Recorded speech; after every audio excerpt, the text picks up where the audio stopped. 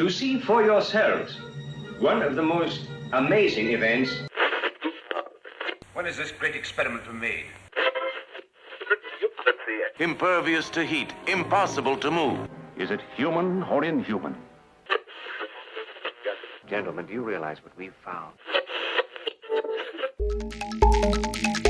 It's time for the Geeky Rummy Podcast. 5, 4, 3, 2, 1, 0. Hello and welcome to the Geeky Rummy Podcast. Joining me today, Mr. Keith Bloomfield. Hello, Ryan. Yeah. Mr. Guy Halford. Oh, that's me. Yeah. Okay. Yeah. Sorry, I was distracted by the fact that I said Keith was fit, and then I sort of lost my track of thought. I was lost in Keith. I'm so lost in Keith. I noticed that you moved closer to him when you said I that. did, didn't I? Moved my chair forward. And Mr. Leigh Price. Hello. How are we all this fine February day? Even though it's coming out in March. Lies.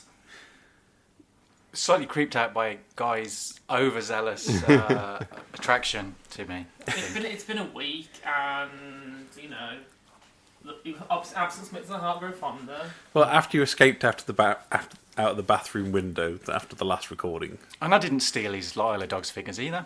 I would have given you had you stayed the night. Yeah, well, I can get them for cheap on eBay, so that's all right. Keith, what have you been up to? I've been avoiding lurgy and watching films and trying not to watch too many clips of the Goldberg's tribute to Highlander, which looks amazing because they have Clancy Brown in it. But they're doing a whole episode that's based around the Highlander, which looks awesome. But I watched the second film from the director of Greasy Strangler, An Evening with Beverly Loughlin, which is just as equally insane as the Greasy Strangler. So if you like your comedy weird and eclectic, and you like to look at Aubrey Plaza. Aubrey Plaza. Aubrey. Yeah, that sounds like somebody out of Coronation Street. Somebody who runs the corner shop. Yeah. Fred Elliott. The Greasy Strangler sounds like a sandwich that you'd have in a cafe somewhere in Yorkshire. I say, Ashley. Someone's ordered Greasy Strangler or 6 slices of sausage. It was a bit of an underground hit a couple of years ago. But this film went on Netflix. I think it was a Netflix original. So I watched that over the weekend. He watched that because Jermaine Clement's in it, obviously, because he loves him. Yeah, Jermaine's cool as well. That's pretty good. Did he say yes multiple times? Yes, he did. Yes. Quite a lot. I also watched a film that I recorded off BBC Two on Friday, which was Score, the documentary about film scores, which was quite good. And it was great because they didn't give Hans Zimmer a lot of room. And they have featured a guy who wrote the music for Minions more, which was awesome. Did they do the greatest film scores, did they? No, it was just about what makes a film score, why it's important, how it's constructed, the kind of music that goes into it, and the kind of basic history. It wasn't Channel 5 with celebrities who were being paid to talk about a film they'd never watched. Not just a random list of some people saying that these are the best film scores of all time. No, they were talking about the artistry and the kind of how a film score is constructed. It was very, very interesting. Very good. Yes, that was a really good review. You know, once again proving that we are the best film podcast in Birmingham. Talking about score. Oh, and about score. I did get 5 out of 7 of my Oscar predictions correct. Again, a solid film based show based in Birmingham. A solid 5 out of 7. Yeah, but the ones I didn't get right were from films I hadn't seen, so I couldn't make a judgment call. So based on personal judgment, I did very well. I mean, to be fair, if I'd been on last week, I would have seen none of the films. So let's just select a random name from this list, which is apparently what the Academy does. Mine would have genuinely been just cynical. This is what the Academy does. Yeah. So this is where I reckon they would take it. As long as you hadn't picked Black Panther, you'd have been all right. Yeah. Really. Guy, what have you been up to? I completed Kingdom Hearts 3. Which I don't know why I bought, because, to be honest with you, I haven't had a clue what's been going on. It's cool because... There's 600 million hours of backstory for these games. There's, some cool Disney stuff going on in there and stuff like that.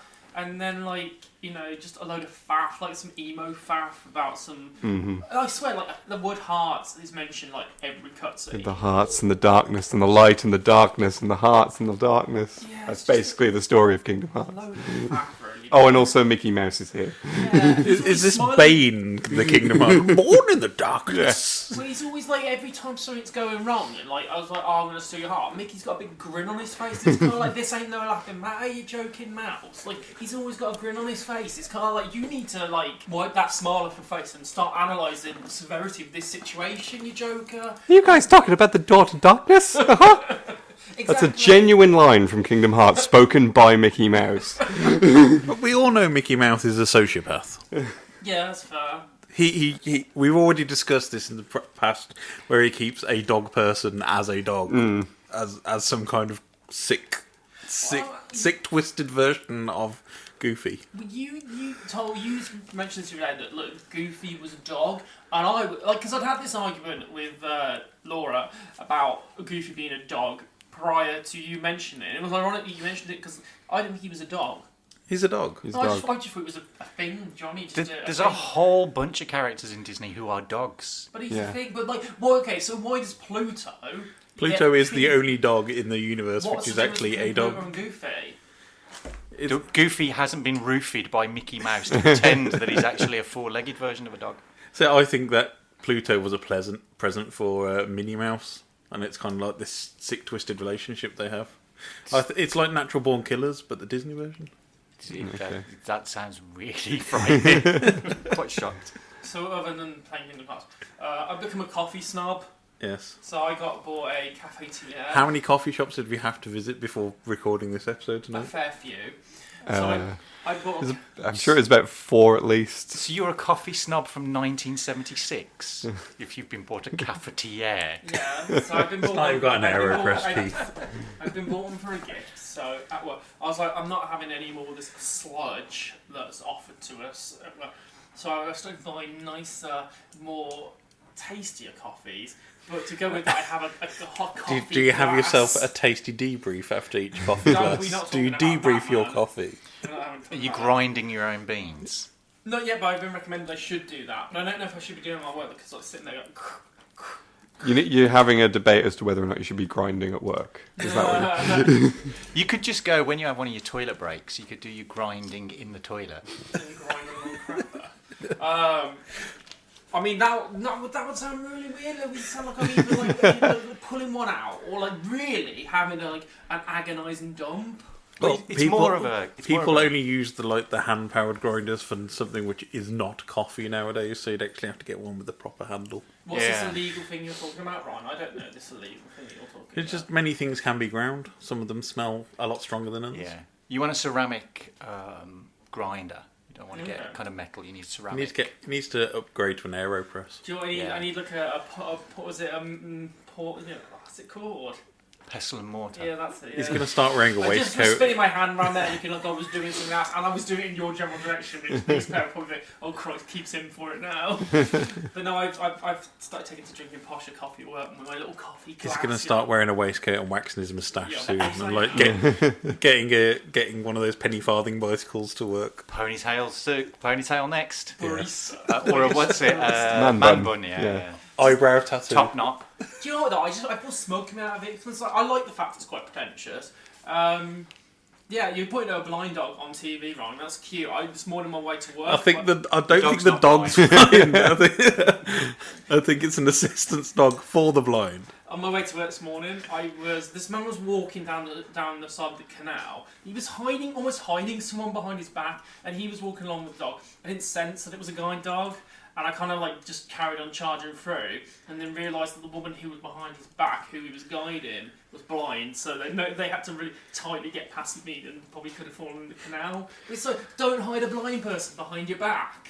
Do you know what I mean? Put them at the forefront so I can see what danger is coming, so I know not to be. How do you hide a blind person behind your back? Do you just whip them out and go, blind person? I take it you've done no kind of disability training. So a blind person does not go in front of somebody. You guide them, so they are always at least going to be slightly behind you. I couldn't see the other person though, so I could see the man was clutching something behind his back, and I could see the dog. What, a blind person? And the thing is, there was a bike as well, so this was all very misleading. And then all of a sudden, at the last minute, he swings out this blind woman right in front of me, and I'm like, whoa! And she's like, I'm going to fall in the river. And then I think we've had a look into Guy's psyche where you get assistance men for the blind dog. So yeah, I'm surprised he didn't have a pair of rubber gloves and a box and was trying to get the dog in it so he could take it home and be rescued by the RSPCA. I mean, it was a cute dog. I would have stolen that dog. But no, yeah, I didn't mean to nearly bump into a blind woman, but it's kind of like, do you know what I mean? If you're walking along with a blind person, you know, walk side by side at least so I can see, I can assess the situation before, you know, rudely barging on by. Do you know what I mean? Like, I need to know the full facts of this scenario before assessing how I'm going to react to it. I didn't react in the best way because I didn't know that this was approaching. Do you know what I mean? But shame on the man, really. Shame on the man. More concerned about his bloody bike. Lee, what have you been up to this week? This week I have relaunched my YouTube channel. So I've been doing Leigh some... Hub. Yes, Leigh Hub. No, I've been doing first impressions videos again, and that's just been building up a bit of a backlog for that as well, so that's been a lot of fun. Do you want to tell us the ones you've uploaded so far? Your ferrety firsts. My favourites firsts are, so far, we've got Steep, Iconoclasts, and the Arcado series. Basically all of the PlayStation Plus games from the last few months are going up because they're all free, so it's just a great selection of things I can just throw up there. And that's pretty much what the series is. Anytime I play a game for the first time, I'll just record the first hour of it and then edited highlights of my thoughts. And so you researched the word iconoclast then? Yes, I did. So what does the word iconoclast mean? It's apparently someone who goes up against religion or icons or established norms. So nothing to do with Avengers Infinity War, as some fellow film shows say. No. I did watch the one of you snowboarding down mountains. Yes, that one was a lot of fun. I watched that one. Yeah, that was a good video. Yeah, I figured. I don't know if it was a good video because I watched it and went, "I'm not playing that game." So I'm not sure if it's if like, the aim was to I'm glad Lee has informed me that this game is not worth a purchase. It's actually like a lot of fun to play. It doesn't look it because you're just crashing into things, but it was just. I figured that was a good starting one just because I knew flinging myself off a mountain would be entertaining. I thought this is a good way to just come back with a bang, rather than some of the other ones, and I'm not sure where this would go. Yeah, I wonder how long they thought of the name for that game. Steep, yeah. Yeah. And it's Ubisoft, so they're not exactly the most imaginative company. I can imagine it was at least 50 people in a room. Oh, yeah. And there's white paper with lots of names scribbled out all over the shop. And they've just decided that Steep is the safest possible name that they could go It's been focus tested to all hell. Those games have a tendency to be named really badly, like 360, or it's just random things. SSX Tricky was not a bad name. Snowball Kids. Yes. SSX Tricky was the only thing that came to mind during that video, which is why I made the comment some point in it a bit. I need to have Run DMC playing as I'm doing this. What is? SSX Tricky was the best snowboarding game. I don't think anything's come close. Yeah, I think that's generally considered the best one. I can't. Ryan, I have a question for you. What is this fruit? That is a mango guy. Is it? Yes. I thought it was a big apple. I thought it was a wonky big apple. It's huge. Note to self, never take Guy to the Asian supermarket. I thought it was just a wonky big apple. No, it's a what mango. What did you think a mango looked like? I don't know. He liked the mango. He liked the mango. Oh, I mean, he liked the mango. To be honest, he is a few decades behind. So he's got his cafetières. That puts him about 1976. So the mango is about 5 years away for him. So I've got some pomelo in the fridge if you want to really blow his mind. Do you want to feel the mango? I'm fine with the heft of the mango. I'm okay. I'm fine. Yes. It kind of explains why you've got pampas grass in your front garden, though, now. Pampas grass? He says, innocently, pampas grass, me in my garden. Pampas grass? With my vinyl. cafetiere. Cafetiere whilst listening to vinyl on his record. I've got vinyl and pampas grass and cafetiere coming in, people. I'm just jealous about how the other half. You know, like you have those programs on the BBC where they go back a couple of decades, and there's always people who really into living in the 50s and the 60s. Yeah. 5 more years, Guy's going to be a perfect candidate. It's not my fault I'm cultured. In a 1970s kind of way. I mean, at least I don't pretend to know loads of stuff about film like I'm at a dinner party. But looking at him now, he does look like a character from a 1970s sitcom. The Dennis Roussosses of the world. I could see him rocking around with James Bolam. Mm-hmm. We did another video as well. Yes. And Callan Danes was involved. That's all for the Geeky Brummy this week. And we invited 2 extra friends as well. Yeah. So we did a video with Jules 19 and Gingerbeard Mark. Yes. I mean, you haven't clarified what this is, so literally this is just getting, like, dodgier. Yeah, my trouble with this video is I watched it, but I watched it on the bus with no sound. For the whole video. So I have absolutely no idea what was going on. So the bit where Callan was writhing around on the floor must have thrown you off even more. It was a bit We weird. had no idea what was going on at that point, and then he started stripping. Yeah. Yeah, I think because it's charades, I thought this will be okay. I could guess what they are without like the sound. No, I'm going to need to watch it again, which is, I'm going to drive those numbers up. Yeah, but I won, so therefore I'm awesome. Sorry, Although you did look pretty good at the beginning. Thank you. With the hat and everything. It was like It's full on Marvel Avengers Incognito. that was looking pretty cool. Yes. Sorry, did you... I'm a bit lost. Did they actually do something filthy here? I'm a bit confused. No, we did not do anything filthy. Okay. Callan did start stripping there midway Why through. did he start... Nobody wants to see that. Why did he start stripping? I don't know. I can't even remember. Sorry, I'm distracted because we have the one showing in the background and Stephen Merchant is watching ladies wrestle. Like, of course he is. Because this is just normal evening TV nowadays. So why was Callan stripping? I'm a bit lost. So we were filming an episode of Charades for the Jaws 19 YouTube channel. And it was us 4 doing charades, and the one who got the most guesses correct won. So why I don't understand why he's stripping. Were you playing strip charades? Like, Because there's not context to why one of his films was strip. Yeah, that was it. Yeah. Oh, Callan got. What I do want to get. He also had Moon, which he didn't actually get. Yeah. So we were all glad for that one. That would have been He quite didn't easy. get his ass out. But I do want to hear the sound for his outro. Because he's doing some really weird poses in his outro for that. I'm not sure what he's doing. It's all tilted heads and like winking at the camera, so it's a bit odd. I didn't want to hear what he's saying. That's standard Callan picture face. Though. Although just say little tugger at the side while he's doing it. So I got the gist. Well, there was no Thug Life this time, though. I was slightly disappointed. My favourite thing with the clues that we got though is I looked at The Exorcist and went, I'll give that a try. Then went, no, screw this. That's the one that I just put down. I still don't know how you got Ghost World. I don't know. It's like part of me just kind of went, what if he said ghost and then he did the circle thing and I went, Ghost World? Maybe this His is probably impression of a ghost was walking up to Leigh and going, "Ooh." What have you been doing? We've got another video coming soon as well, which we've recorded, which should also be fun. So keep an eye on the Geeky Brummy YouTube channel for that. We're onto YouTube straight away. Yeah. What have you been doing then, Ryan? Come on, let's hear it. I went to watch Philip Ellis telling a short story last night. And apparently that deserved a big ding. Phil is here in spirit with his ding button. But so it was at the Gunmaker's Arms. Phil does, I think it's every couple of months, he does a short story speaking word thing. So it was good fun. Went to see Phil. And bumped into George as well. People remember from the Quiz of the Year show that we did. Mm-hmm. So basically, you were friend collecting. I didn't friend collect.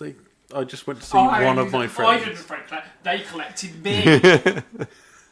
Yes, pretty much friend collect. Ryan was out supporting talented people doing their thing. Yes, as I support you all. I've been to many of your DJ sets. Fair. Although we're all refusing to subscribe to your fans only page, so I'm sorry about that. Well, you know. Man drinks from cafetiere. Whilst fondling a mango. Hefty mangoes. That's hot. I've got some hefty mangoes, ladies. Right, I think it's time to move along. It's been a long road. I've been looking for lots of weird news. And then I found some.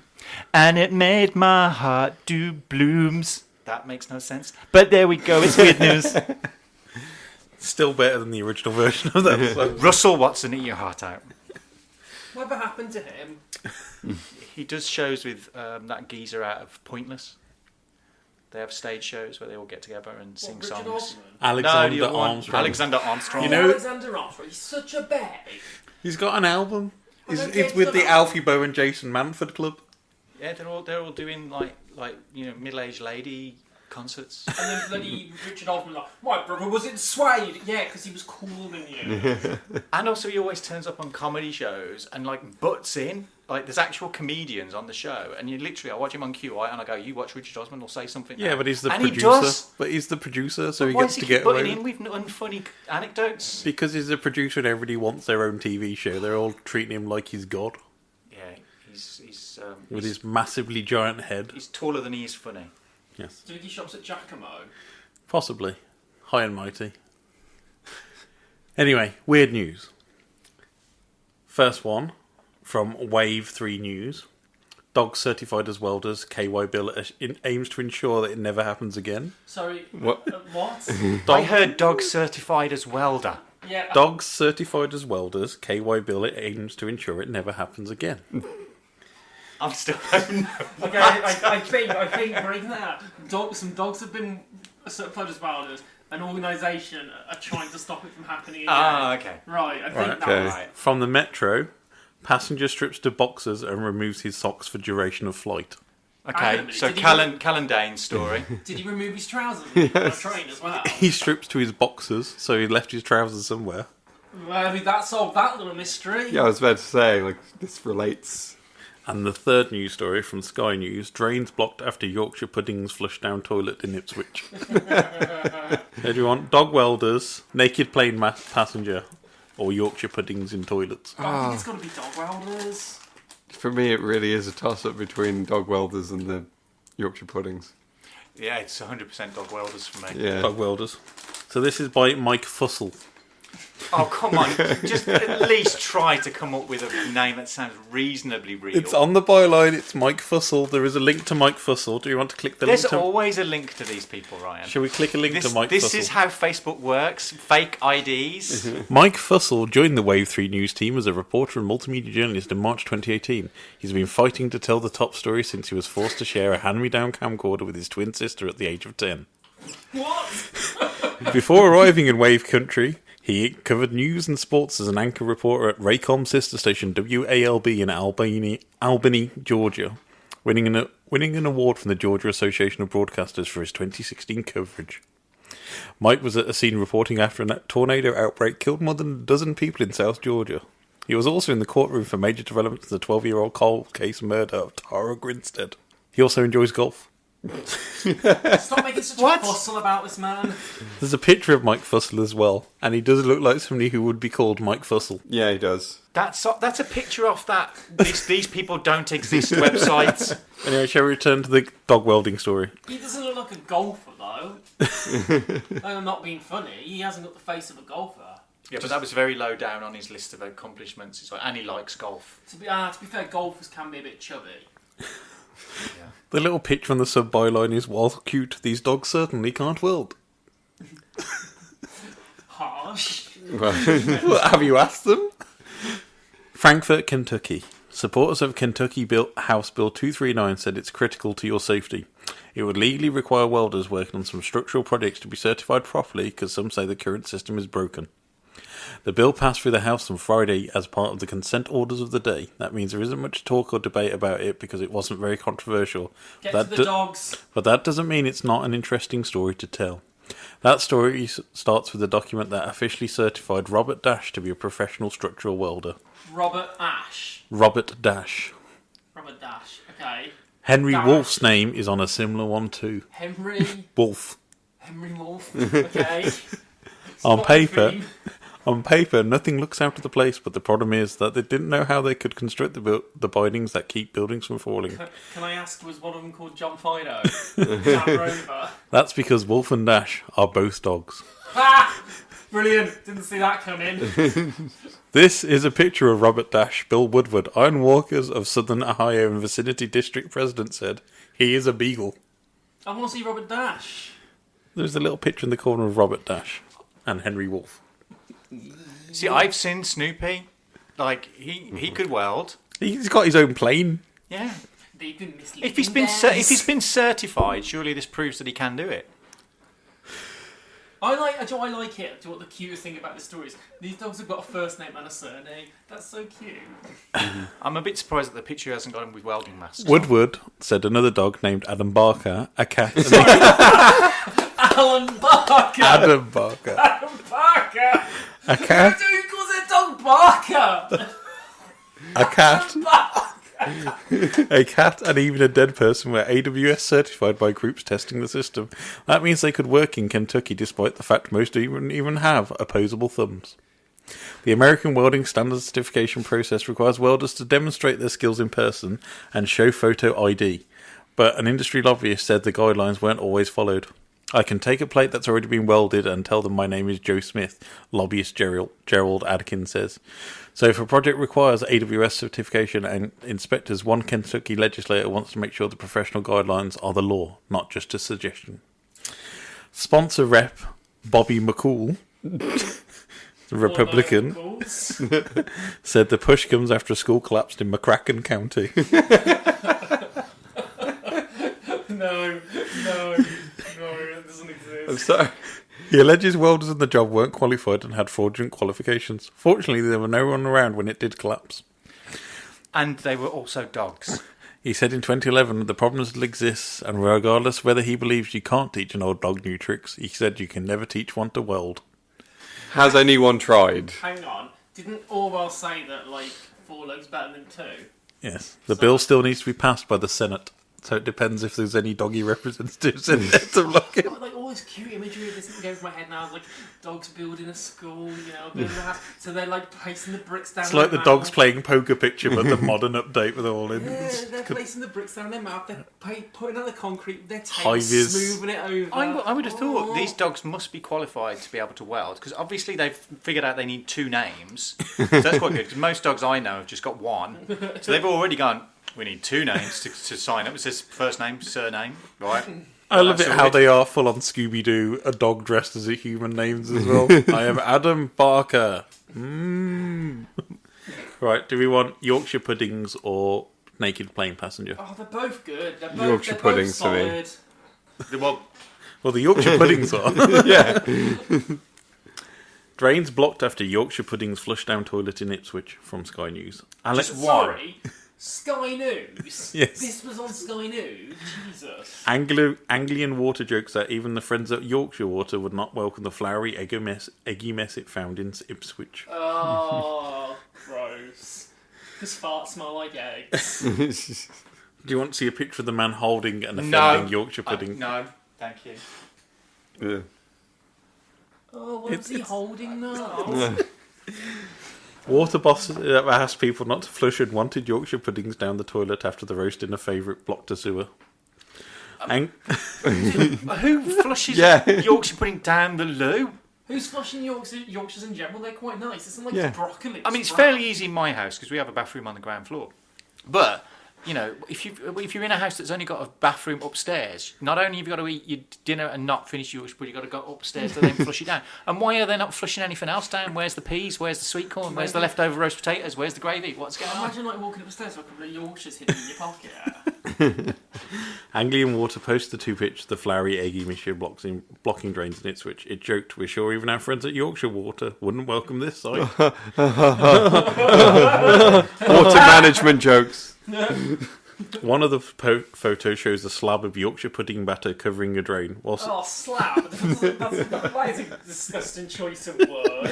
Whilst the other shows a surprisingly intact pudding in someone's gloved hand. Hang on, what makes them think that maybe somebody didn't pass a whole Yorkshire pudding out? Maybe they were just feeling a bit loose. They'd had some poppers or something like that, and then the pudding just dropped out perfectly. I mean, scientifically, what are the chances of people putting the ingredients that make a Yorkshire pudding down the drain, and then whilst they're in the drain they come together to make a Yorkshire pudding?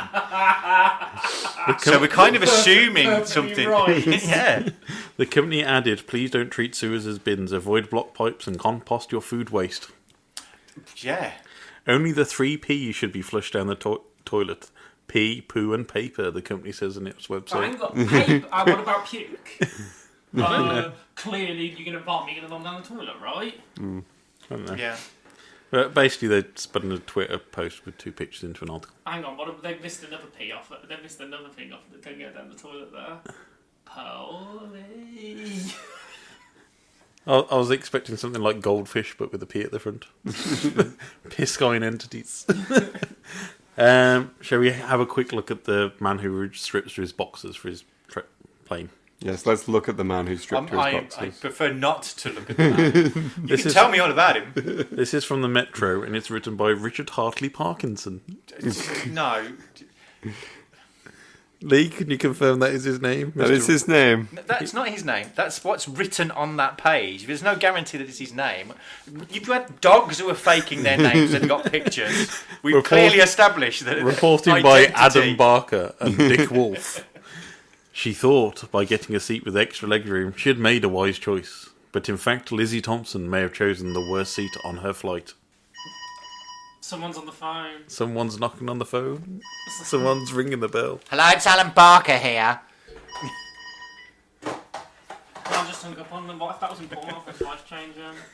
What if that was the postcode lottery? It wasn't the postcode lottery. Don't it was they the turn National up at the Blood door? Service. They're after my blood. You know, like when you won the postcode lottery. Yes. There's like Jeff Brazier or that No. Daniel Johnson. Because it was only a tenner. I don't think they'd write a novelty check for £10 with Jeff Brazier coming round. Have you seen the latest one? That man with no teeth going, he's singing in the background, someone knocking at the door! Like really loudly. Like, I want that to be you. I want you to be singing. Someone's knocking at the door, somebody's ringing the bell. If it happens to me, Guy, I will ring you wherever you are in the world and allow you to do it over the phone onto the advert. That's amazing. I feel like, I really like that song on like the Wings album, but they kind of ruined it, haven't they? Really. Someone's knocking at the door. Anyway, to return to our weird news article. She was sitting on the tarmac on an Air France aeroplane when a man on a seat... She should be sitting in the plane. I think that's a better way of going about your business. Yeah. Right. I feel like that's like an opening line to a Kink song. I saw her sitting there on the tarmac on the aeroplane. Playing girl. When a man on the seat on the opposite side of the aisle decided to get a little more comfortable. Na na na, the playing girl. By removing his trousers and socks. And we This have is a Ray Davis song. This is a Kink song. This is a song. No way. That's a bedroom. No way, it's not song lyrics. Like, it's like, I found this random B-side, so I'll just write it up as a news story. Lizzie summarised her feelings at that point by tweeting, "This is going to be a long flight." I took that completely out of context. But problems were not over for her, and the nightmare got worse. Why is there a nightmare as he sat in his pants? Another passenger boarded with a ukulele, and she said that boxer man, whose nationality is not known, asked him to sit next to her and to make some music. Lizzie's reaction was, WTF is going on? I mean, that is amazing. Hang on, isn't this just a deleted scene from Airplane? I just thought this sounds like some sort of prank YouTube video. Next thing, a nun got on, and a woman with a baby. And then there was a line of people ready to slap the nun. Lizzie kept us all updated with the progress, saying she'd alerted the flight attendant, who said he'd move her, but she didn't want to lose the extra leg room. Oh, well, that is just... No, she didn't. Pros and cons. Yeah. There's a naked bloke and a man with a ukulele, or I'll get a couple of extra inches. She didn't want to lose the tweeting opportunities. That's what it was. She thought, Oh, yeah. I'm going viral. I can plug anything Hang on a here. minute, she could be really judgmental though. What if this man spilled something on his trousers and he was just like, I can't sit in wet trousers the whole flight, so I'm going to have to sit in my pants. This is awkward for me, but I'm going to make the best of it because I've got a wet crotch. You know, she's like, oh, I looked through by a man in his pants. Have you ever had a wet crotch? Well, stop there. When asked if he could get the man to put his trousers on, she said the member of the cabin crew simply shrugged. Remember? This was all before the flight set off. We have a picture of feet. I mean, fair play to the lad. Do you want to just do how you feel comfortable? To be fair, I've been tempted to do the same thing on a plane. Haven't actually done it, but... Just get comfortable, do you know what I mean? Yeah. Kick off, yeah. You're going to be there on there for a while, you might as well. Exactly. When the Air France flight landed, Lizzie gave an update. She said 2 hours in, he stood up and took 4 miniature bottles of wine off the cart. Then he fell asleep. Then 6 hours in, he got cold, so he put on his puffy jacket. I'm loving the fact that he's in his pants and a puffy jacket. Drinking wine. We have a picture of the man in his puffy jacket and pants. I mean, that is a fashion statement. Is she sure they're not just shorts? They're not just a pair of, like, shorts that he just had on, and he had a pair of trousers on. And he was like, oh, it's a bit chilly outside. I'm going to take these off on the plane, but I've got like a perfectly reasonable pair of shorts on underneath this. I think putting the puffy jacket on, though, is starting to take the Michael a little bit. Do you know what takes the Michael? You using the term take the Michael. No way, man. I'm having this. He's wearing a pair of normal shorts, man. Like, I've worn a pair of Sondico shorts under a pair of trousers before. Yeah, that's right, Sondico. I've worn them under a pair of trousers before. No, it's perfectly legit. They are gentlemen's woven boxers, because I wear underpants which are a similar style. They're definitely boxers. There you go, listeners. What a turn on. You know what pants Ryan Parrish wears. She said, find these pants slid back on. Good news. We should reiterate this article probably comes from an American source. Yeah. Where pants are trousers. But good news, nothing bonds a group of passengers like a man half naked in your section. I just like the fact that it said that they slipped back on, like, independently. Just gliding on to him, like, oh, I've been looking for you all over. It's a shame that you booked first class and booked me a second class ticket, you know. I've been waiting to get here on the train.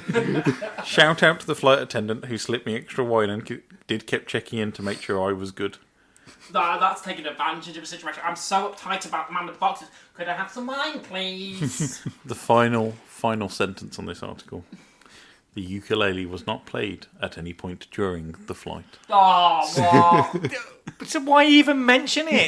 There's the whole thing. Yeah. This woman knows nothing. The writer knows nothing about story structure. Chekhov's gun. If you're going to introduce a ukulele, it's got to bloody get played by the end of the story.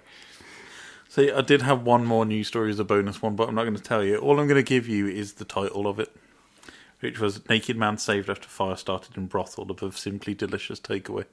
I think we got everything we need. Yeah, I think the entire story is right there.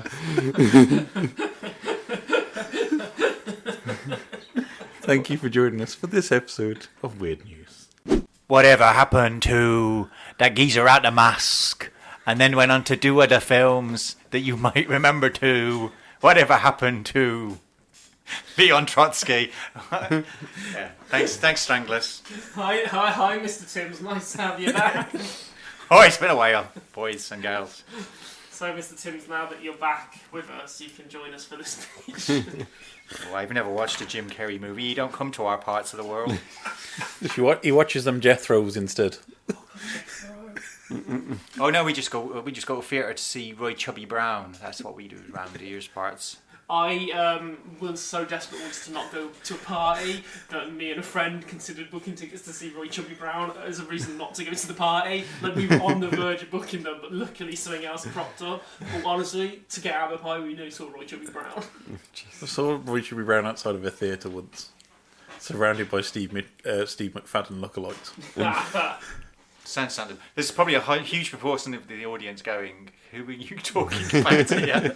Roy Chubby Brown and the McFadden Dwarves. Yeah. Whatever happened to Roy Chubby Brown? That's what this picture is. No, we're actually talking about Jim Carrey, as it's 25 years since 3 of his biggest known films released, and he went on to superstardom movie careerness, which was Ace Ventura, Dumb and Dumber, and The Mask were all released in 1994. Really? Yeah.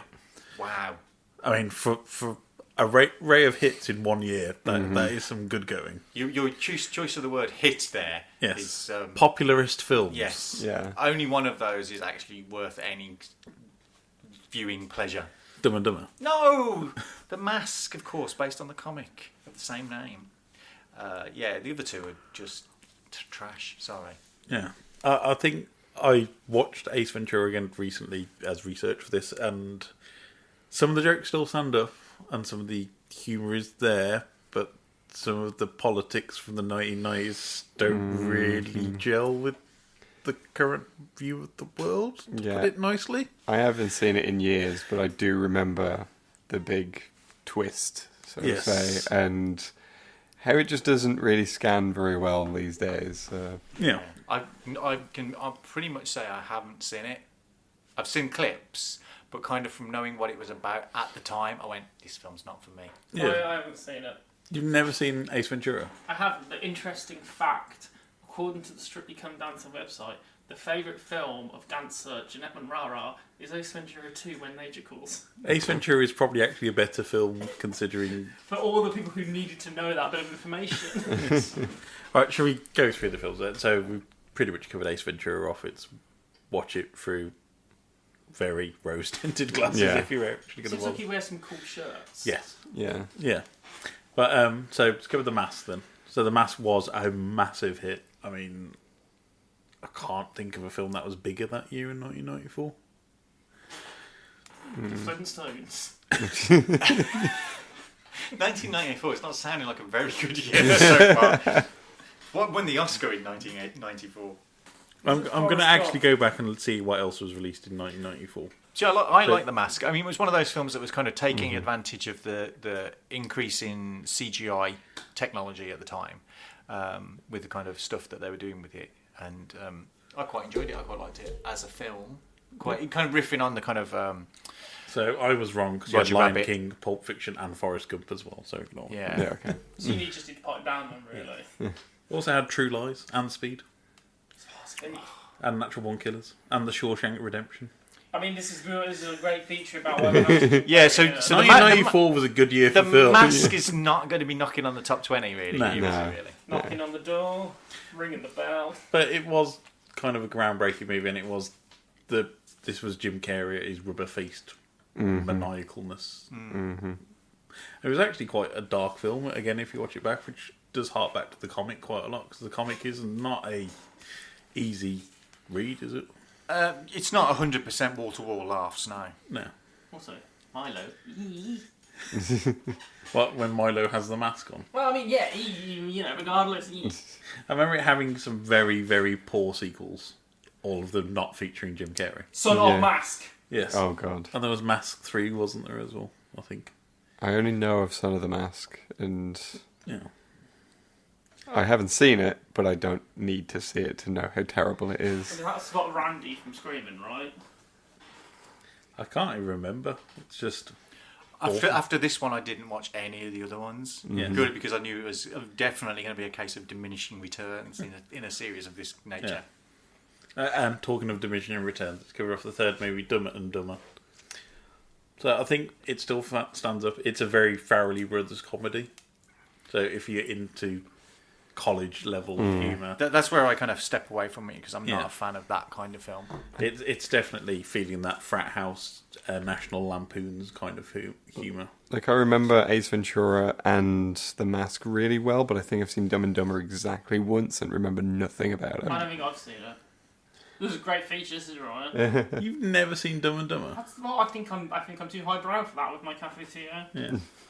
But, that had two awful sequels as well, which was Dumb and Dumber 2, which was a prequel where they had young versions of them, and it was also then there was the Dumb and Dumber, Yeah, something which like was that. them getting back into the habit of it, and it was just don't remake a film What else we got? 25 years later on. Oh, shall we review Mr. Jim Carrey's career? Because I'm just wondering how many of you had seen him in Living Colour beforehand. No, but I know he had to give up Living Colour to do Ace Ventura. To do the things, because I don't think it was particularly I didn't get screened a lot in the UK.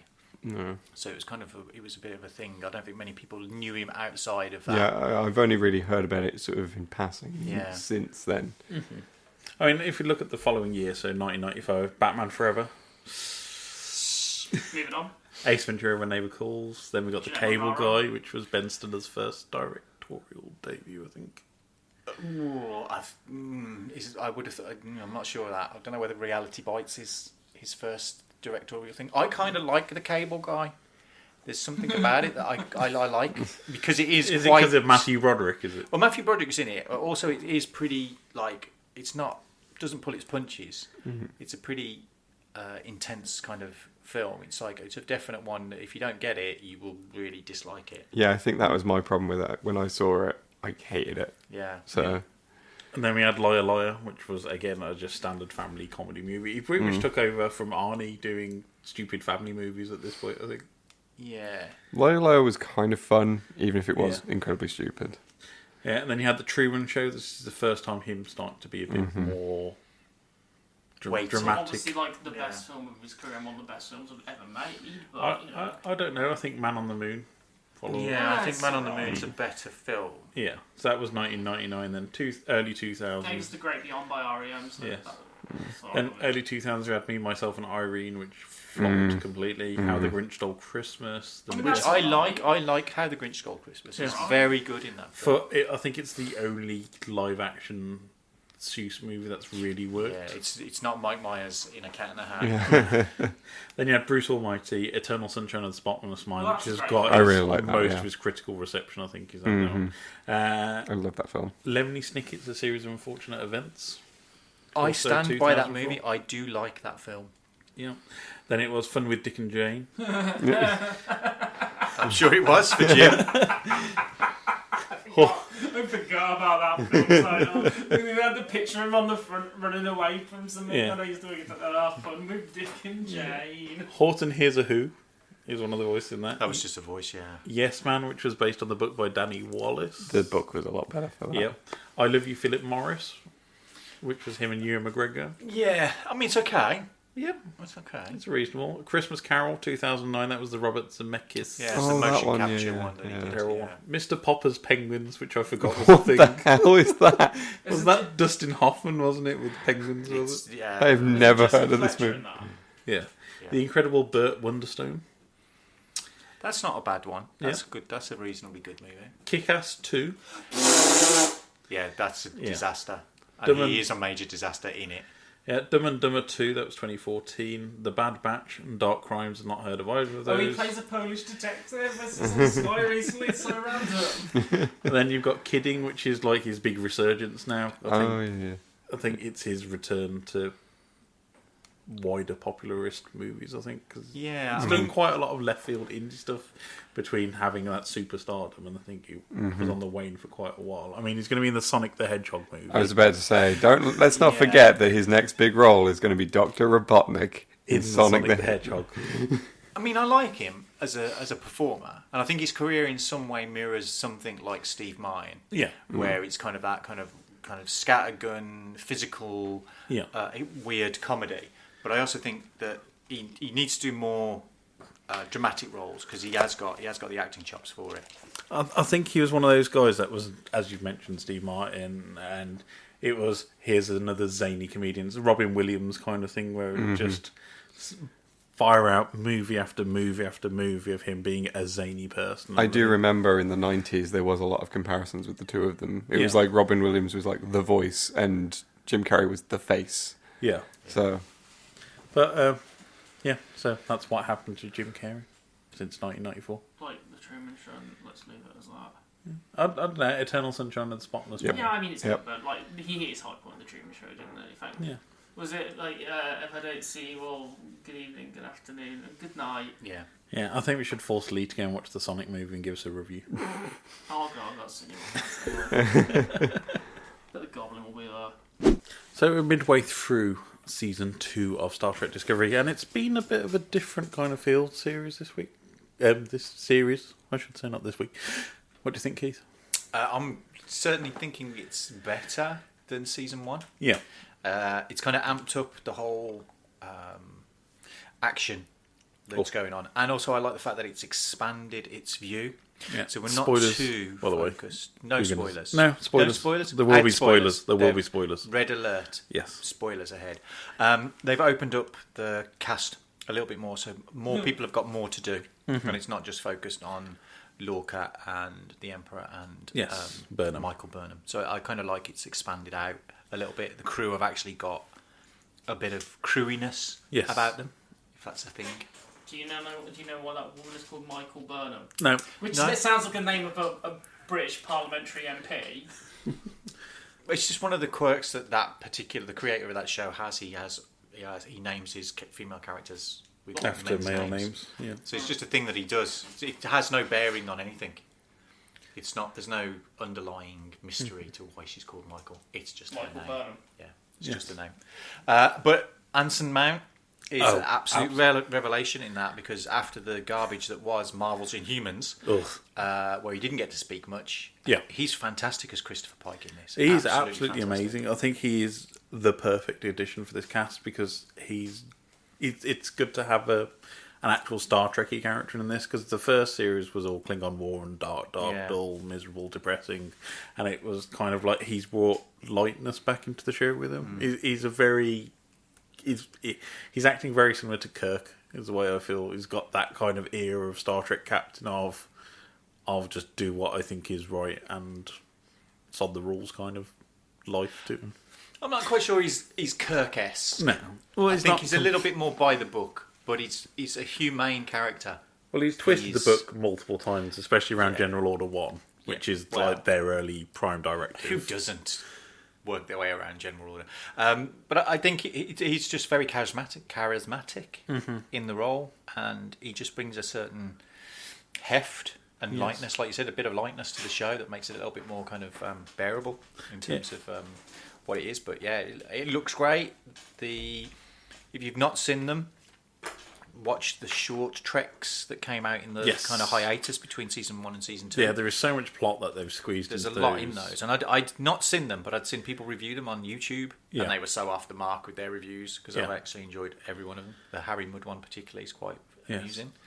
I really enjoyed the Saru shortcut because basically the episode that came out this week, it was pretty much the backstory for that entire episode, and it kind of gave you Saru's life story and how he came to be on in Starfleet in the first place. I mean, we're halfway through the season, as you state, but I think what Star Trek has been doing is the reverse of most other Netflix shows. Yeah. And they're actually putting too much in a single episode. Yes. And they could actually do with spreading it out a little bit more. Yeah. Rather than going, they're not padding. They're definitely not padding. They're getting an awful lot of plot in every episode. We've had 2 Monster of the Week episodes squeezed in. We had the one with the Planet of Knowledge, which exploded, and then the one with the week before, which I can't actually. The Star Trek Discovery Upside Down episode. Yeah. Let's riff off Stranger Things, but they handled it well. I think they did a good job with that kind of a thing, and it was good. I'm not 100% sold on the outcome of that episode and bringing back a very popular character. I'm kind of glad they did, but I'm kind of vexed that they got rid of him in the way they did. So they didn't really need to do it. So they've kind of written themselves out of a corner with that. Felt like a bit of a cop out to bring him back in, and it felt like they just completely negated that original decision.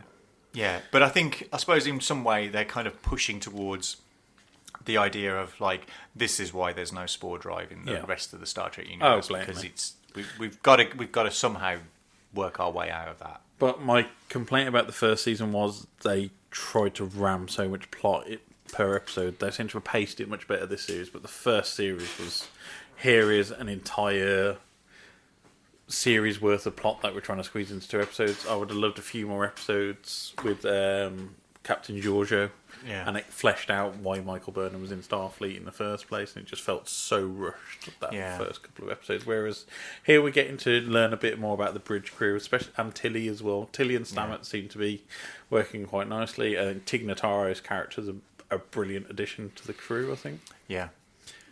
And the whole kind of stuff they're doing with Section 31 and stuff. I think the biggest thing they've got going against them this season is the red herring that he's Spock. Yes. Because at the moment they keep going, oh, look, Spock's in the ship ahead of us. No, he's not. Oh, look, he's on the planet ahead of us. No, he's not. He's just around the corner. No, he's not. He's on Vulcan. He's on Vulcan. Everybody knows he's on Vulcan. And I'm kind of like thinking, do we need him? Does it matter? Is he that important? So, because at the moment I'm not really tied into the idea of why Spock is that vital to this story. I think it's to try and get them out of the plot hole about why Spock never mentions that Burnham existed for the entirety of his TOS, TNG, film, and even the Kelvin movie run. He's just a very forgetful man. It wasn't made before then, so they're at stump really, aren't they? The whole point is this slots into the original Prime timeline, so how are you going to get around that? So. Yeah. I mean, the thing I'm thinking at the moment, though, whether they are going to go with it, but kind of the whole Red Angel thing that they've got, and I'm kind of thinking, is it going to end up that the Red Angel is Spock, a time-travelling Spock with the red thing from the Kelvin universe stuff? There's quite a few theories online about this. It's one of the original progenitor races in Star Trek, the Iconians, which ties back to a TNG episode about this figure that Picard finds when he was on Risa. on one of his digs. But the Iconians are like the progenitor race for the entire galaxy. Captain Picard is bald. Yes, he is bald, and he's getting his own TV series again soon. He's got no hair. Carry on. Yes, but I'm thinking this is great casting. Number one, Rebecca Romijn, even though we only had a brief. She hasn't really had anything to do yet so far. But I think that is fantastic casting. I was really surprised when she turned up to play Majel Barrett's character. Yeah. Mm-hmm. I would like to see us get some Enterprise action. That would be nice, to actually get on board the ship and not just see it. Because they kind of writ it off like, oh yeah, it's in dry dock now because it's knackered. Yeah. It's like, the Enterprise was the flagship ship of the Starfleet, and it's always clapped out. It's like, you need to get some dog welders on this spaceship. It's a British Leyland found it. But you know, I'm not a big fan of things like Game of Thrones or Westworld. Yeah. But I genuinely think that Star Trek it's brought people I know who don't like Star Trek to watch Star Trek. Yeah. So it's doing something right. It's bringing people in that aren't usually kind of big sci-fi fans. I think there's a lot of hardcore Trekkies as well have like completely discounted this series because it's not Star Trek to them, and it's like, but the whole point of Star Trek is it's being progressive, it's pushing boundaries, it's moving things further along. Yeah, it's the same bunch of people who get their tighty whities in a bunch over Star Wars. It's like, it's 2019. It's not 1967. This is the Star Trek we're going to get nowadays. If you make it, you'd laugh it off the screen if they made it look like it was 1967 again. People would not take it seriously. But you tell me good stories with good characters, and I'm fully on board. Yeah. It's set in the Star Trek universe. That's cool. I like phasers. I like spaceships. I like warp drives. I'm totally in for it. Yeah. So if you've not watched it, I'm Keith. You can find me on Tinder. So my favourite things are warp drives and phasers. Yeah. So if you've not caught it yet, it is on Netflix everywhere around the world except the US, where it's on CBS All Access. Yeah, it's been released weekly, so it's easy for you to catch up. But before you watch season 2, I would recommend that you do find they're hidden away in the trailers and more. Section, so there's 4 short treks. One of which is really interesting and makes me wonder about how it pans into this series because it's set 1,000 years in the future. I've got ideas about that, but I'll save that for a future episode. But I'm thinking all 4 of those short treks will be they're all going to be something to do with this season. Yeah, I'm on the edge of my seat here. It's good TV. It's really good. Yes, so recommended. Check it out. A few weeks ago, Laura got to pop down to the MAC at Cannon Hill Park in Birmingham, and she got a chance to speak to director, artist and photographer Richard Billingham about his latest work, which is a film called Ray and Liz, which is following the lives of his parents. For the blurb of the film, it's on the outskirts of Birmingham and on the margins of society. The Billingham family perform extreme rituals and break cultural taboos as they muddle through a life decided by factors beyond their control. Richard Billingham returns to the striking photographs of his family during the Thatcher era for a film based on his own memories, focusing on his parents Ray and Liz, their relationship and its impact on Richard and his younger brother Jason. At times shocking and laced with unsettling humour, 3 episodes unfold as a powerful evocation of experience of growing up in a black country council flat. So I'm going to hand over to Laura now and we'll speak to you shortly. Hi Richard. Hi. Hi, thanks for speaking to me. I really enjoyed the screening last night. It was lovely to see so many people turn out for it. Have you been surprised by the reaction that you've had to it, or was it kind of what you expected? Well, it's already been shown at lots of different festivals, film festivals in different countries since August. It's not the first time I've seen it with an audience. The very first time we screened it was in Locarno film. It was a big cinema. It was 2,500 people. It hadn't been tested on an audience before. You know, usually when you make a film, you get 20 people together and you hire a little cinema on a Sunday morning and you sort of test it on people and you do a questionnaire to which things they like, try and judge when they laugh. We didn't do none of that.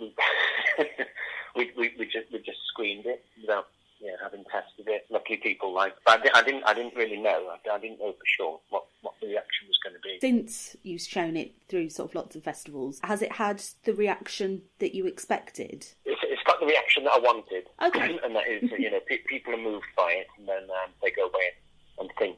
brilliant. Oh, good. I am pleased. I was wondering if you could tell me more about the decision to film it on the 16mm film. I know kind of a lot of things are moving more towards digital these days. I really liked the kind of texture that the showing had, but I wondered if you could tell me a little bit more about that decision. Well, 16mm is very good at rendering surface and texture. But I did think about making it in video, because it was a bit cheaper. It's not that much cheaper, because you still have to hire all the equipment and so on, but it is a bit cheaper. I thought it was better to make it in the medium of its time. During the 70s, 80s, that's what you would have used to make a film. You would have used film, you wouldn't have used video. And I thought it would make it more believable when you go back in time if I use 16mm. Do you think it was kind of almost to echo the photography as well? It felt very much. I know you were saying. I know what you mean. I wasn't that bothered about that.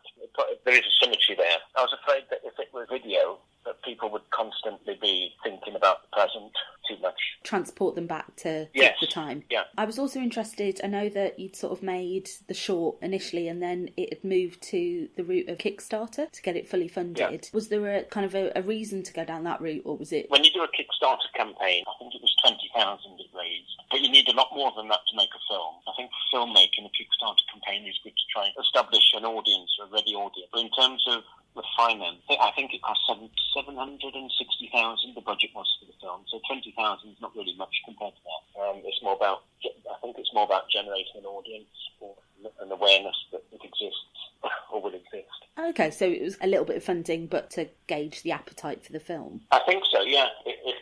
It's one of those things that your funders expect you to do. It's quite a unique way of marketing it. I hadn't thought about it that way. It's quite clever. Yeah, it's probably... Maybe it's a marketing thing more. Yeah. But yeah, I mean, if say, for example, if it's a different project and you want 20,000 to publish a book, I mean, £20,000 to publish a book, you could do it. So it would pay all your production costs, but a film costs a lot more, doesn't it? Very much so. I really liked all of the shots in the film. I thought there was something very beautiful about the way it would pan down on certain sets, and also a lot of the imagery around the Black Country. Living in Birmingham and being around those places quite a lot, it was nice to see those images, because we don't often see a lot of Birmingham and the Black Country in film. Do you think it's something that you'll continue to look at, or do you think this has closed the chapter of looking at those elements of both photography and artwork, thinking about your parents and your younger life, but also that landscape around the West Midlands? I can't imagine making any more biographical work. I could imagine making a film in the same area and using similar motifs, maybe textures. But it would be a different story. Okay. How did it feel going back and scouting for those locations? I have an affinity for the area where I was born and grew up, which is Cradle Heath and Old Deal. I think most people do. Any excuse I have, I like to come back. As I say, it's where I was born and grew up, and it's what shaped me, or helped to shape me. Any excuse. I mean, I like coming back now, looking out my window and I could see Birmingham. Have you found, because Birmingham particularly has changed quite a lot, the Black Country has changed, not quite to the degree that Birmingham has, particularly the city centre, but have you found that interesting then, coming back to see the development? Yeah, I guess. I mean, I've only been to the train station so far. The train station's really changed, hasn't it? It's like you're sort of disorientated. It's like going to an airport or something. Yeah, if it helps, you're not sure where to go. You've asked. I have to keep asking people. Yeah, what are the lounges about? No, I know that feeling. It's very interesting at a space. So I know you spoke yesterday evening about kind of plans for the future. Can you tell me a little bit more about what you're looking to do next? Oh no, well, I'd love to make more films. I'd like to, apply for some script development funding soon to start working on further scripts. So I've got lots of ideas. It depends what can get funded first, I guess. Can you tell me about some of those ideas, or do you want to kind of keep them under wraps until... Oh, no, well, they're just ideas. It was lovely to see yesterday as well that you had your brother and the actor that played your brother in one of the pieces of the film. How did it feel going back and writing about your memories, but also the memories that he was involved in? I know you sort of mentioned you consulted him and that some of your ideas aligned with his. When I try and write, I sort of lie down to shut the curtains and I try and have images, and then I write down the images. I think I write down how the pictures look to me and then cut and paste into a sequence, and then and then add the dialogue much later. But when you say how is it, how does it feel? I don't know. I mean, it feels like I'm working. Was it an interesting experience going back and talking to your brother about his memories? I'm not sure how to answer the question. I mean, it's something you have to do in order to make the film. Yeah, it's nice to see that there was support there, and he seemed very proud of you as well. So that was very nice to see, just from a kind of an audience perspective. And just wondering if the film's likely to be shown anywhere else in the West Midlands? Oh, well, it's having a release date. I think it's March the 8th.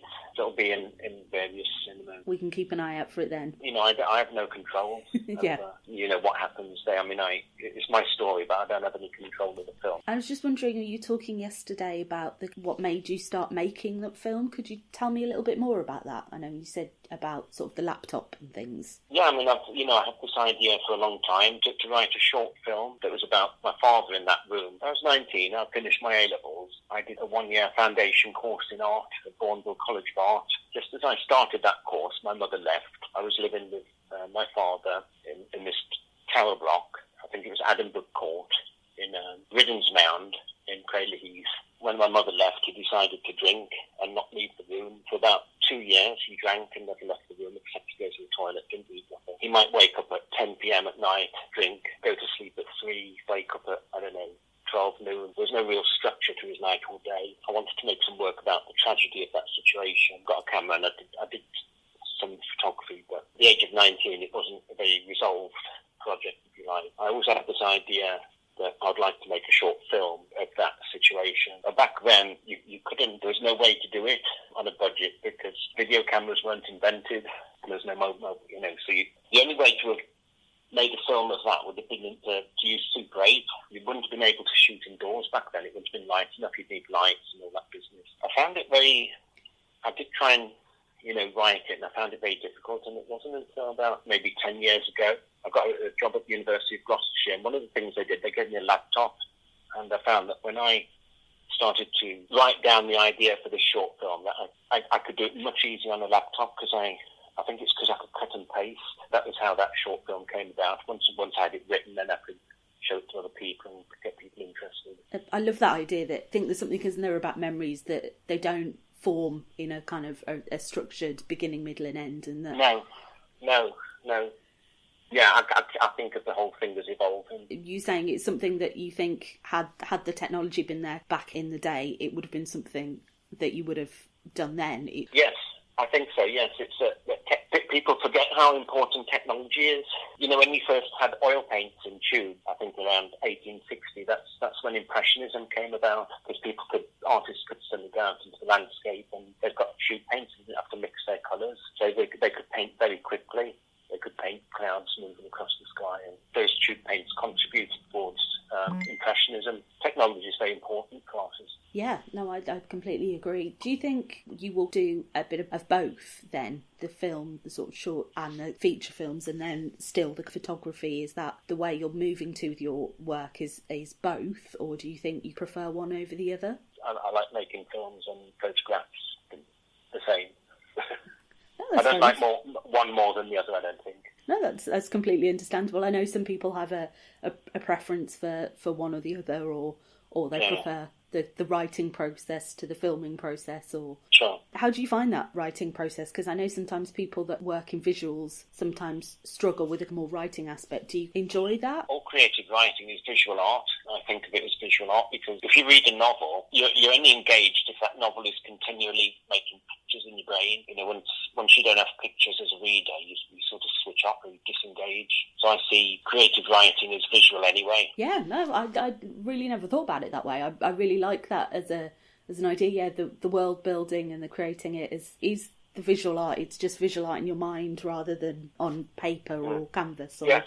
Yeah, no, that's a brilliant way of thinking about it. So it's just a different format for you. All good creative writers are visual artists. I know, I really like that. I really hadn't thought about it. Well, those are, to be honest, most of my questions. Go and have a look in Birmingham Museum and Art Gallery there. Oh, lovely. I was going to say, they've got a new, I'm sure you know about it, the exhibition about the women's artists, women's work.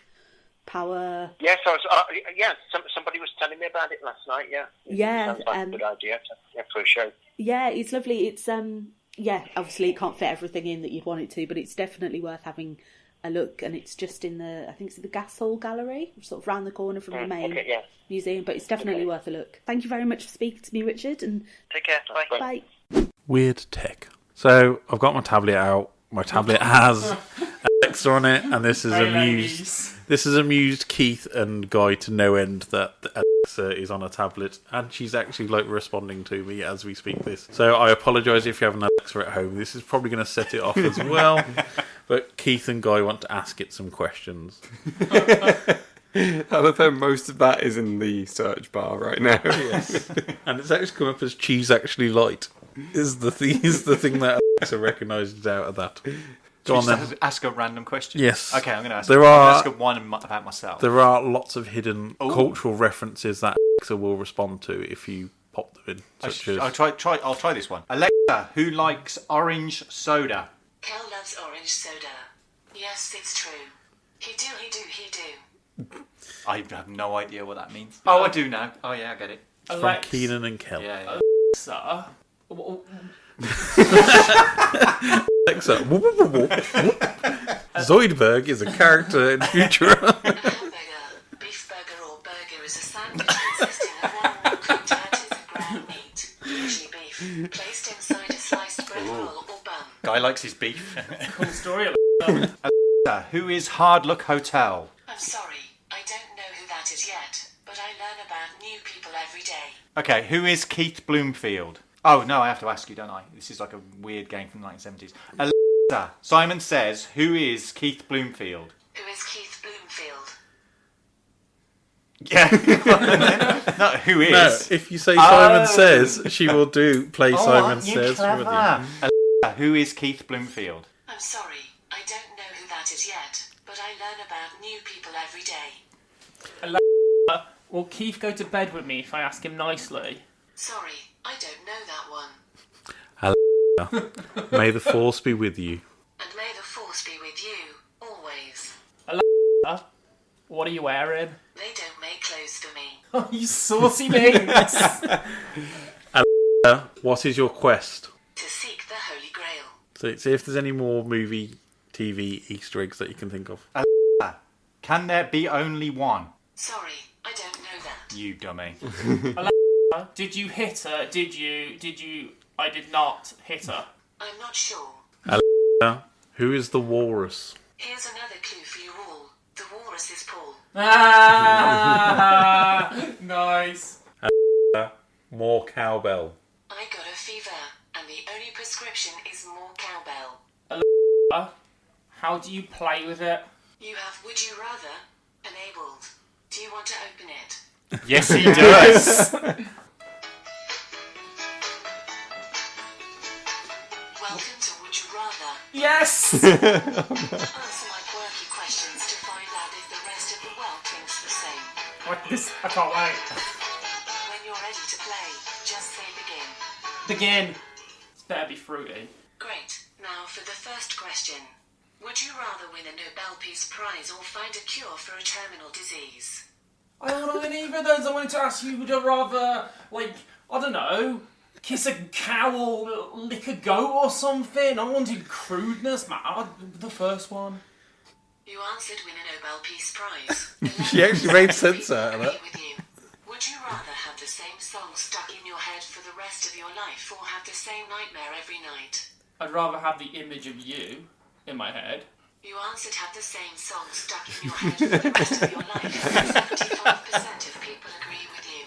Would you rather win one... Stop. It's quite easy to turn her off.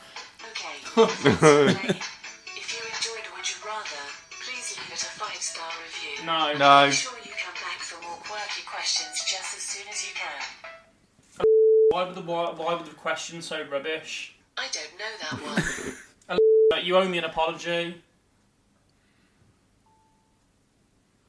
you only the pollen Jane.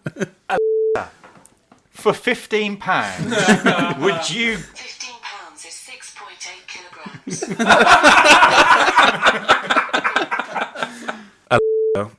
Where is Chuck Norris? Thinking. She's thinking a lot about Chuck Norris. If Chuck Norris wants you to know where he is, he'll find you. If he doesn't, you won't know until it's too late. Alright, I've got a final one for you. What's the filthiest thing search for on this tablet? I don't know that. Clean tablet. Does this unit have a soul? Keyless lie, my friend. Hello, can you sing in auto-tune? In the song, I hear and cheer the coolest sound I've ever known. Somewhere far along this flow, machines have found their soul, and the groove. Stop! Stop! Wait, is she about to release some neurotoxin? Because I want to leave fast pace. I'm a bit disappointed she doesn't learn just your voice and will only respond to you. It takes a little while to get her trained. Yes. You've trained her good. Wow, Ryan, like that sentence taken out of context. Keith, where can we find you online? I don't know the answer to that question. Oh, is this? You should. Did you say Keith asked? Yes. Yeah. Okay. You can find Keith online at hardluck undersaw. Oh, is your undersaw? Yeah, the internet chafes. Have you not heard it? It's pretty harsh on there, especially when it's warmer and they get a bit of a sweat up. Use talcum powder, folks. It's good for you. Where was I? What were we talking about? Oh, yeah. Your Twitter handle. Yeah, my Twitter handle. Where's the handle? What's your Twitter handle? It's the arm of Groot. No, it's... I think I'm witnessing a breakdown. I've been outclassed by a tablet. It's shocking. No, it's a hardluck_hotel on Twitter, but without the underscore on Instagram. You probably won't find me on Facebook. And I have a website, which is hardluck_. No, there's no underscore. There's a hardluckhotel.co.uk, and also Hardluck Hotel Films on YouTube. You can see me operating a puppet in a film in the woods. So go and have a look at that. No, he's got no hold. Put your hand up. Leigh, where can we find you online? You can find me on YouTube at Bob the Pet Ferret and on Twitter at The Cheap Ferret. And you can find me online at Ryan Parrish on Twitter. Fine, stuff you there. You didn't do your little follow Friday thing with me, leaving me out. You're the one for the last 5 shows who every time I go, where can we find you online, you go, no. You find me kicking your teeth in after this show.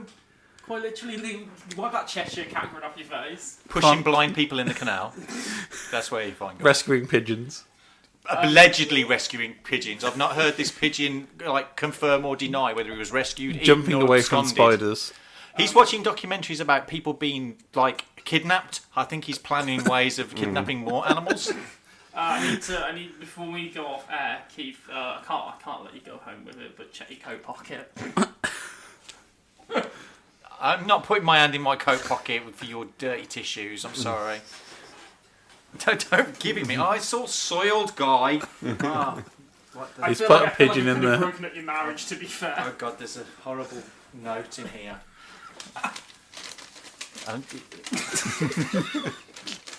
Why would I need a free bra?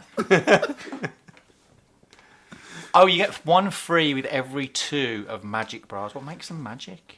She looks very happy about it, though. What was in the pocket, Keith? An advertise. Well, on the one side, it's some kind of quiz that's obviously been ripped from the pages of Take That or Take a Break magazine. It's Yours magazine. Is it Yours magazine? It's got Oscar-winning actress Olivia Colman on the front. Oh, but do you know where you can buy your magic bras from? From a website called chums.co.uk. Nice to see that Anton Decker's still making a bit of money off that. Yeah.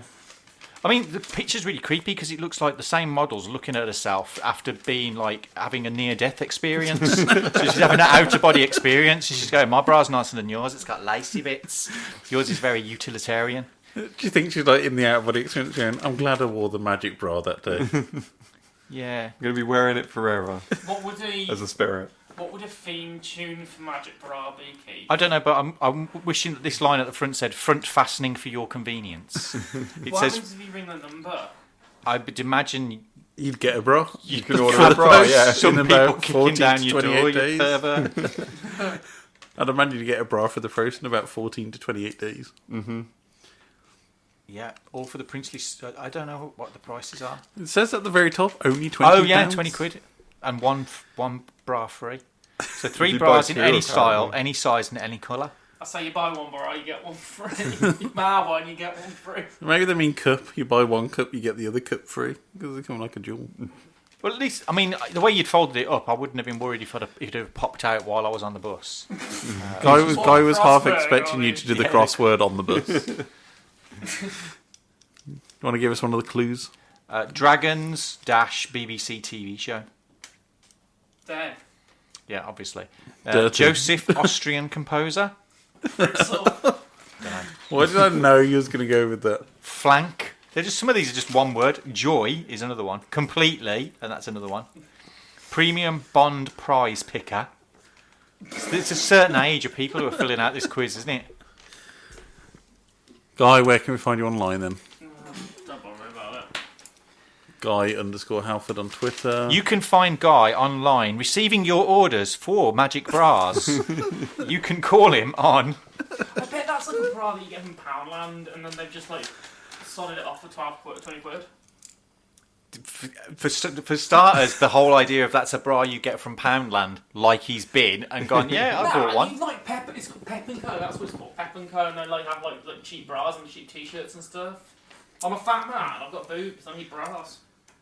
You know, we were talking about him being stuck in the 1970s. Yeah. You know, so he's got his cafetiere, he's got his pampas grass, he's only just discovered the mambo. The mambo? The mambo. The man bra. The mango. This reminds me of the kind of thing a young boy in the 1970s might have stashed under his mattress. A newer version of a Cave's catalogue. Yeah. So guy's like, I found this in a bush on the way home. I kept it. I folded it up and popped it in my pocket and put it under my bed when Mum can't find it. I've never done that, but it makes me think that you have found adult magazines and taken them home with you. Bush porn is one of the great rites of passage from being a kid in the 1970s. That was a terrible choice of words, Keith. You made the dearly departed Steve Irwin then shaking a bush. It was bush porn. We've got a lively one here. It's Razzle. That's not the bush I was thinking of. Bush porn in every way. It's fair because, like, you know, when you do like a paper round, you're like, I can't be able to deliver the papers, so I'm just going to dump them, and then you just see the remnants of a mag. I'm sure I've talked about this on the show before. When I used to have to deliver newspapers, and the Sunday Sport always came in brown paper wrapping to discourage a young paper boy from having a sneaky peek. I had a posh paper round. They didn't have the Sunday Sport or the Daily Sport on my round. We had a Morning Star reader, but most of them were kind of Times and Daily Telegraph people. Always the heavy ones. Hated those papers. Yeah. Sundays were awful. Pampas grass in the front garden. Yeah. Regular mango deliveries. You can find me online at Ryan. In the bushes looking at some magazines. Tearing out tasty pictures from ladies' magazines. Head poking out, just checking to see if anybody's coming. You can find me at Ryan Parrish. You can find us all at Geeky Birmingham on Twitter, Instagram, Facebook, Yowchobes, and at geekybirmingham.com. But for now, bye everybody. Thanks for tuning in to the best film show in all the area. Thanks. Solid Oscar predictions from a authoritative voice on film. One of us, anyway. Bye. Bye. Cheerio. Toodle pip.